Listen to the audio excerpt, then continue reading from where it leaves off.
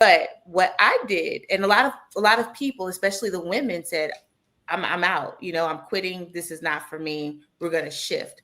What I said was, no, I'm going to lean in, and we're going to do this a different way, right? Mhm. So you just become creative. So if we couldn't talk about diversity, equity, and inclusion, or if we couldn't talk about minorities, or if we couldn't talk about women-owned businesses, or if we couldn't sponsor things that were specific to a certain type of genre, then I said, okay, well, we won't call it that, but we will invite them in. And we won't Mhm. say that that's what we're doing, but this is what we're doing, right?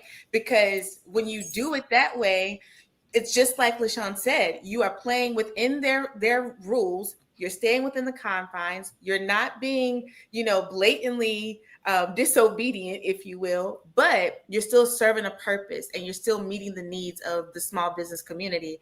And you're still showing people, because again, it's all educational. We're showing people how to do it the right way or a different way, because Mhm. this is all new to all of us, right? But you just have to lean into your own creative juices and make sure that you are compliant with what it is that they are mandating. So Mhm. just play within the rules. And Felicia, yours might be a little bit different too, because if you guys can see in the background, Mm-hmm. this will be our third year coming up. We've been doing a Women and Minority Business Summit. And so our next one is coming up on June 19th. You're all invited. It's 100% free, and registration is up. I'll put it in the chat.